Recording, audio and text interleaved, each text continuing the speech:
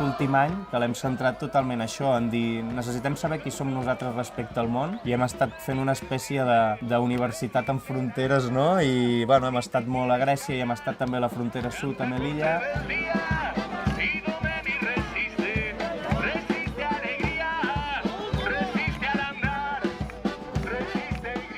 Nosaltres ens entenem com un grup profundament polititzat. De fet, el que passa és que no l'hem basat, per exemple, no?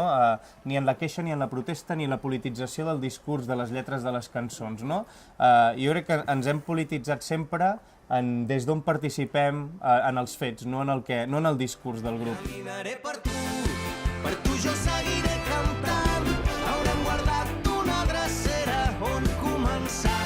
Entre la pols, buscar una escletxa al mig del camí. Que la plana política d'aquest país, de Catalunya, s'escuda en moltes coses darrere del fet de no ser un estat i en el fons no fa la feina que sí que poden fer, que és molta, i que nosaltres, el fet d'haver-la treballat, la coneixem, i fa molta ràbia que la gent que et representa no faci els deures i t'estigui responsabilitzant d'un crim històric del que se'n parlarà sempre i bueno, nosaltres ens agradaria poder mirar enrere i dir nosaltres sí que vam donar la mà, no?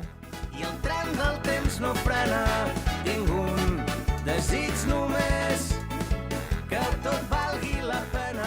En general, els últims anys hem viscut moltes manis, ficant al cap aquesta última dels refugiats amb la que nosaltres vam estar superimplicats, i això té dues línies, vale? Una que és que la societat es mobilitza i que això és profundament esperançador.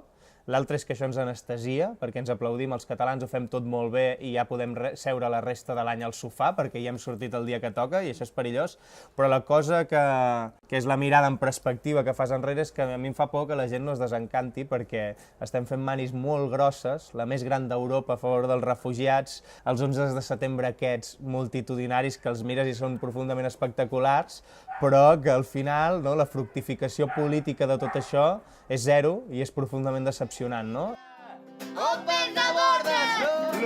Tot el dia s'omple la boca de desobediència per al procés i que això algun dia haurà d'haver-hi la desconnexió, doncs crec que no té sentit que no es parli de desobediència en aquest cas, que estem parlant de drets humans i de vides que es poden ajudar molt fàcilment, no?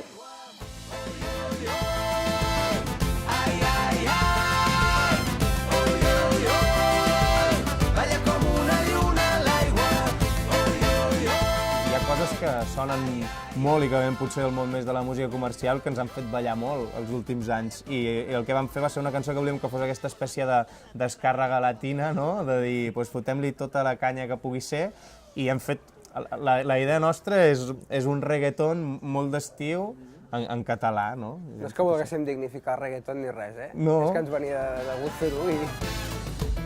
Que sona charango presente.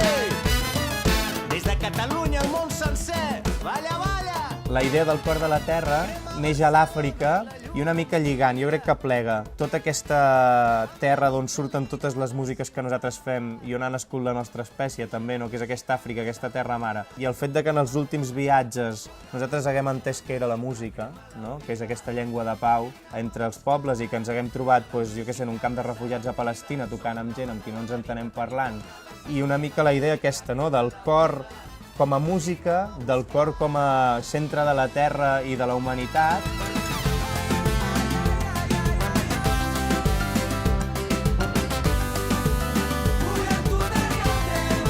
El disc té 14 cançons i cada cançó l'hem associat a un col·lectiu que ens agrada la feina que fa o que hem viscut, hem tingut relació amb ells. Hi ha un trasbassament de diners, no? dels drets que generaria Charango, que van a la feina de gent que està fent coses que potser nosaltres, si no estiguéssim fent música, estaríem fent, no? Ai, ai, ai!